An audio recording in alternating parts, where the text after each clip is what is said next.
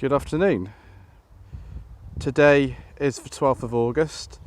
We're in a field near Shaftesbury in Dorset, and my friend Adrian has very kindly allowed me to film his 1971 Alfa Romeo GT 1300 Junior.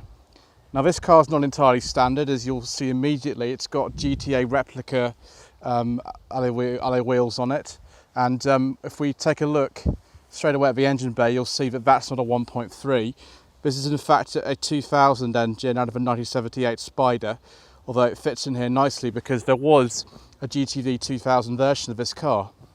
The overall term for these cars is the 105 or 115 series of coupes. You're talking about the American market ones, and they were made between 1963 and around 1977. This is an original UK market car. As you can see, it still has the 1300 badge on it, and it's in lovely condition actually. Most of these have rotted away long since, but this one survives, and it has just lots and lots of beautiful details. So let's start looking at the engine bay. We've got this carburetor set up here that's non-standard, and also a non-standard exhaust system, stainless steel system we'll look at in a second. But one of my favourite things is this windscreen washer fluid bag. I mean, only the Italians would do something like that. Bonnet opens the other way round to most cars of this sort of type. Got some driving lights on here as well because the headlamps are pretty terrible. And here is that stainless steel exhaust system there. And of course you've got an electric fan in here somewhere, which has a manual override in the interior.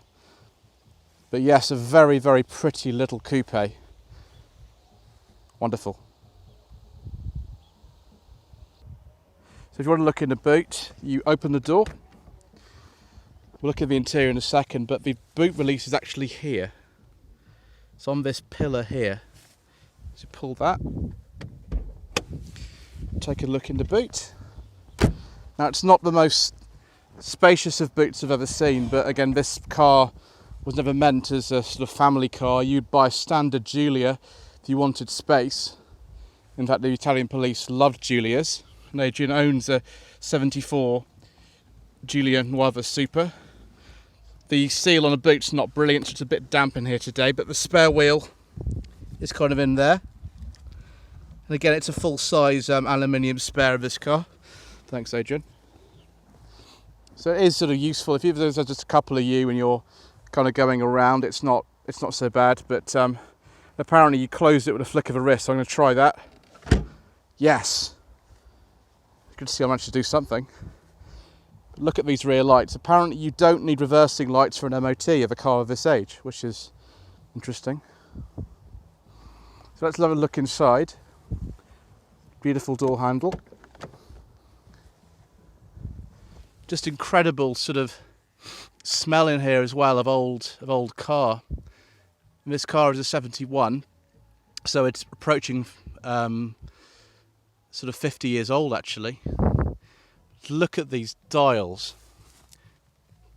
Massive speedometer, big rev counter, and lots of auxiliary switches. We've got things like the electric fan, the dashboard lighting and things like that. All kind of a bit mixed up. Got a sort of pendant throttle pedal and this enormous gear lever, just like on the Giulia saloons. A couple of auxiliary gauges down there too, and a sort of Motorola period radio. Absolutely first class car. The rear seats are a bit useless. We'll try to open that in a bit, but they're not really useful for anybody. Definitely a case of style over substance. And look at these little door locks as well. Everything is just exquisitely made. Lovely.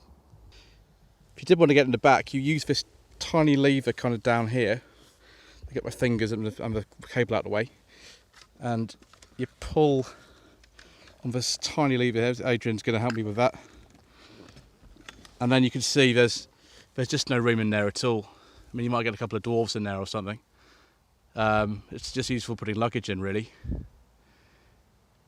So yeah, you can just buy a standard Giulia if you want extra space. There is also a glove box. It's not particularly big. I think it's actually locked. But yeah, you put your driving gloves in there because obviously it's an Italian car and that's what you'd wear. Just once again a look at this beautiful steering wheel. Lovely period headliner as well, period correct headliner. Just these nice grab handles as well. Such an amazing little car. Okay, so we've got a stainless steel exhaust in this car. It goes all the way through. It's no catalyst or anything like that. So Adrian's going to start her up and we're going to hear the 2000 engine. Yes.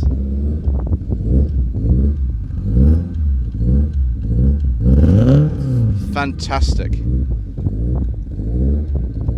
I don't know if the 1.3 sounds much different from that, but this one sounds good to me. So I hope you enjoyed that little walk around of this amazing Alfa Romeo GT Junior with the 2000 conversion.